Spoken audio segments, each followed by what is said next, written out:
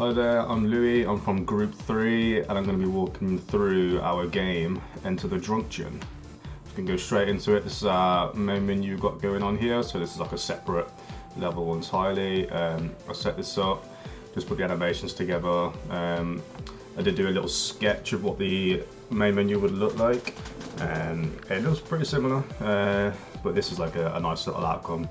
All the characters like being idle. Got a little 18 certificate on the edge here, just because of how ridiculous this game will be. You will see in a minute. It won't take too long to figure out that this will have some sort of like mature, like sided content. Nothing's too visual. Everything's kind of suggested, so you won't like see anything too crazy. So, but yeah, we'll still put the certificate there just in case. I'll show the credits quickly. So this is all our team who worked on everything. Right then, so we've got play, credits, and wimp out. Wimp out is our quit. If you want to play, you're going to wimp out, I suppose, aren't you? So let's just go straight into it then. Nice little fade in, rather than just a cut to it. Right, then we start in, and we have this little tutorial screen. So the player kind of has to read it. Obviously they can go straight to the end and press E, and it's not going to be too much of a big deal if they just go skip it, because there is stuff to kind of suggest like how to do things. Once the player starts like clicking a few buttons, it won't take them too long to figure out what does what. Here, so we've got find the levers to open the boss room, defeat the boss, and become the new Hanna mascot. You can't move until you've pressed E. And we start out in this empty black room. Don't know where we are, so we can go backwards and go left and right, but the only possible where we can go is forwards. And straight away, you are greeted with what happens when you find a checkpoint. And then here you are, here's our character live in the flesh, all animated in every single direction. This is our starting room. This is like where the player can be safe, just to try things out and get used to some of the stuff. So one of the things we could press was the right mouse button. That means we can strafe. And then when we strafe, we have a little sound coming on. Each sound's it's not the same as the last one. So it makes it a bit, it makes it fun. Just keep jumping around the room. Sort of like Mario inspired in that sense, where you can just kind of like run and jump in a kind of a free area, and you can have a bit of fun without actually having to do like puzzles and stuff. Right, so we've got these two rooms with crates in front of them, on the right and on the left. And this one here has nothing in front, so player can obviously choose to ignore that. They'll probably figure out that if they shoot, they can break the crate and continue going this way. If they come up here and they press E, they'll try to open the door. Oh, you've got to find more levers. So part of the objective, as we know at the start, got to find levers to open this boss room. So I'm going to go this way. This is obviously where I broke the crate, and I've also got another pickup now. So the bottom left, we've got two items there. So we've got one that's actually equipped right now, and then the other one that we'll have to activate in order to like be firing. So when I get to the room, I'll sort that. A few more things about the UI. So at the top right, we've got the mini map. It shows everything from another perspective. So like you'll see enemies, you'll see items that drop, and you'll see pretty much where you need to go. Like there you go. There's icons above like for the crate as well. So if I find that, I can shoot that. You can only have one weapon at a time. So if you activate this one, then you can have another one ready to activate again. Anything else? You've got the 3 lives top left as well, and then the bottom right, this is our health. So instead of going from 100 to 0, we go from 0 to 100, and it's based on how drunk the player gets. So if the player gets too drunk, then they will respawn at the checkpoint, they will lose a life, and if they lose all 3 lives, then they have to restart the whole game. So let's keep going through here. You can see how the environments are nicely meshed out. Let's go here. So I'm going to activate my weapon. So this is our 3 burst. So you can see as I'm taking damage, the screen effect is changing, just to kind of make it look a bit more like the player's getting drunk. Everything that the enemies and the player firing are sort of like alcohol related. Yeah, so there's so much sound, so much going on, so much to talk about. So we've got points going on. When you hit the enemy, they've got a little voice line. Let's try and get through this room without dying. Ah, I died, so there we go. This is what happens when you die. You go back to the checkpoint, and a little hint of what might be happening. So it kind of sounds like the player's been sick, but you don't really see it. So if you don't complete a level, a room, sorry, you have to go back into it and retry. Try and use all of the weapons to your advantage. So we've got another freeze spray weapon. There are 2 other power-ups that you can get. There is the radial one, which attacks in all directions, and we have the bomb one, which is nice damage in a big area. I need to make sure I'm keeping myself healed up. So any like burger, any kebab, or an energy drink, they will help to heal the player back up. So I'm going to take that.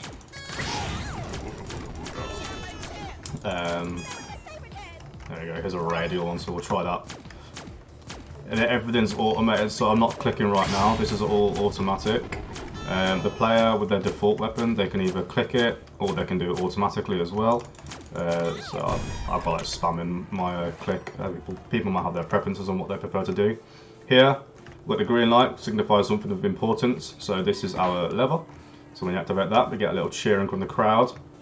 A nice little encouragement to keep going. So we've got to find 4 of these in total. So we've got 1 of 4. Here we go. We've got the crates or kebab. Perfect. So I'm a little damaged ready to go into the next section, but each section you'll still be able to find more drops, you'll be able to find more items to keep yourself going. I died again. So there's a little bit of a learning curve to the game, but once you kind of get into the groove of it, I think you'll be pretty much full slaying. There are multiple different types of enemies. So we have the wine enemy, we've got the Stella and beer, and then we've got the sours one. Sours one will just come up to you and bomb you. The beer and the Stella can, they're more about like the standard type enemies, and then the wine bottle is meant to be like a taller, a bit harder to kill, and will shoot like a bit of like an arc sort of attack. So it's 3 bursts coming at you rather than just 1 projectile. Right, I'm just going to get rid of all these enemies and have a little talk about how the rooms work, how the enemies spawn in, etc. There we go. So basically, how all this is working in each room, every room has a room manager. So it indicates how many waves there are going to spawn in, and it indicates what type of enemy is going to spawn. So from the tech side, they set up a whole list that the designers, me, were able to choose what enemies I wanted to spawn in each room, how many, and then like how big is each wave. So kind of looking at how big the rooms are, how close they are to a lever, or all sorts of stuff you can kind of take into account, and I was able to pick what enemies I wanted to spawn into here. Some of these rooms do have like a bit of open space because you kind of need it for it. A lot of this is ranged attack, so you're not really up close with the enemies. Everyone's attacking from range, so having that space to kind of run around, you might want to run back a lot, trying to train a lot of these enemies. The space is definitely necessary for it. The room managers are also in charge of the doors, so as soon as you walk into a room, the doors in that room will close, can't get out until all the enemies are defeated. So we already know the room manager is in charge of how many waves there are, how many enemies there are, so it's kind of able to detect if there's anything left, and if there's nothing left, the room complete will come up and the doors will open again. I'll have a little talk about the environments now. So because this is based on a brewery, so we've got a lot of meshes that kind of resemble that. So we've got these machines here, we've got lots of barrels, lots of storage space, lots of warehouse looking items, and the biggest thing you'll see around it is pipes. So I tried to make them look really like complicated looking pipes, not just like one straight one that just goes into the ground or somewhere. Try and make them really like interlooped, and you'll see a bit further ahead where I've gone absolutely crazy with it. So this room, this is where I did the whole pipe work, making as many different connections as possible, trying to use the artist's pipe. it looks nice for sure. It definitely fits a nice little vibe for the whole game. The most difficult part about it was the pipes weren't really modular, so I've had to kind of just like freehand every single pipe placement. We did try and get it modular placed to make it a bit easier, but it wasn't really working in the end. But I just didn't want to have this map without a pipe, so I just went for it one day. You'll see there's something visual and there's something sound related to every action that you do. So when I fire, you'll see a little, obviously you'll see the projectile, and you'll see little particle effects come out the gun. When I hit an enemy, they have a voice line, but at the same time they might like say like a little quip. And then on the left hand side, when you kill an enemy, you might get one of the three little lines come up just to kind of add more feedback for the player. My health is struggling right now, and what I need is another checkpoint. If I find another checkpoint, then I will be able to fully reset my health, and I can go into the next level nice and fresh. Right. Oh no, that's my last one. Oh, okay, so this is the lose screen. So you've got an option to restart, menu, or exit. I'm going to restart and then get back to where I was. And yeah. So I'm going to go in a different direction to start this time actually. I went right last time, so I'm going to go left this time. And we'll take you through some more of these rooms.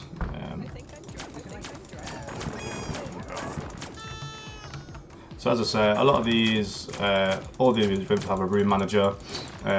So we know exactly what enemies will spawn each wave. We can see how many are going to spawn each wave as well. I think we can have up to like, we put up to like 3 waves max, because I think anything more would just be a bit too much in an area. The idea is the player is trying to look for these levers, so when they like are going around and learning where the levers are, they'll probably see a more optimal route to take, because once they're in these rooms they're trapped until obviously either they die or the enemy dies. So because I know the lever's not in that room, we're going to go a different direction. We're going to go this way. Each room has a different visual appeal to it basically. So no room looks exactly the same. Each will have a different layout, so the player is not like doing the same thing. I'm going to come across to here, and my health is like 50% right now, so checkpoint would be more than ideal. So I can go to the next room, nice and fresh faced. Got some crates here we can break. Nice and satisfying for any player to get in on that. I'm going to use my power up right now to kill the enemies quicker. I've got another one, let's get that going. Ah, it was the waste, wasn't it? So that was only a 1-wave room. There we are, we've got some burgers to help heal us up now. Another energy drink. So the burger and the kebab, they will just heal you a certain amount, so like 30 or 50, but the energy drink, that will heal you over time. So each have their own like benefit. All these rooms, they're modular, so when I was setting it all up I had to make sure it was on a 50 to 100 scale location. So all these walls lined up really nicely, all the doorways, or the floor, everything lines up really nicely. Each corner of the wall will have a pillar, there's a topper, and even along the top of the wall they'll have another like long version of a topper. For the floors, there are a few different meshes to choose from. So we've got these nice black and red tiles, which I quite like. They've got a nice reflection on them. We've got these bigger ceramic sort of looking tiles. For the walls, we've got the windows, we've got these bricks, but then we can also use concrete as well. And I thought around where the player can't really get to, I thought the concrete would look nicer. And we've got a pipe just kind of coming out some random places.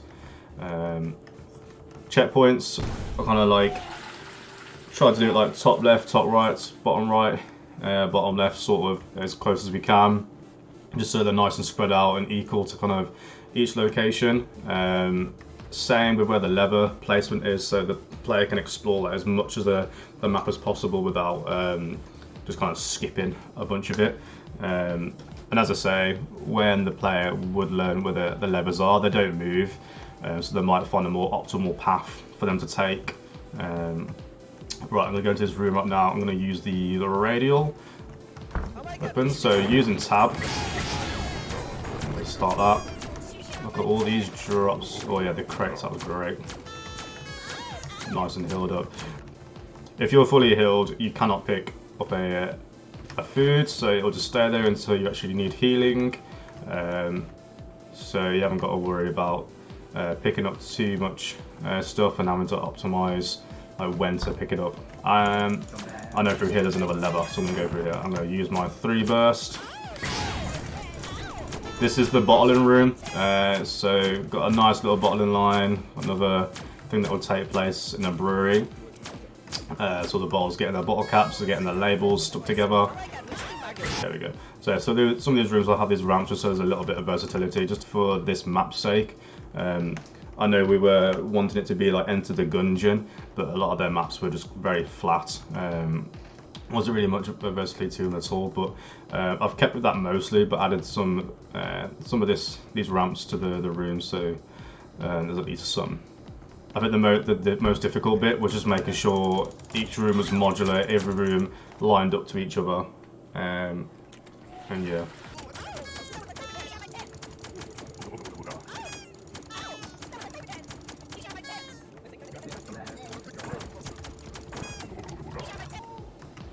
If you don't get the food, there is a despawn timer on it as well, so you've got to make sure you get it in time. Oh, there we go. But I haven't got to worry because I can go back to there and heal up again. What I could have done is I could have gone all the way battleground to the rooms where I know I've completed. Because once you complete a room, if you go back in, you don't have to worry about doing the whole fight again. Which is quite nice. But I know this is like 1 room away from the room to the lever. Could be a bit dangerous because I've only got 1 more life. But I am just going to try it. Ah! So I'm going to show you the pause menu as well. So let's get that up. So it's a nice little bunting going on, so it matches the rest of the environment. It was great to turn it into like a competition-based game rather than just having it a brewery. That helps turn it into kind of the game it is now. So originally it was just going to be based on a brewery, you've just got to fight enemies, pull levers, but having that competition aspect to it meant we could have so much more humour in the game, make it more fun and silly, which is really nice. It's very unique compared to other games that I've personally worked on as well.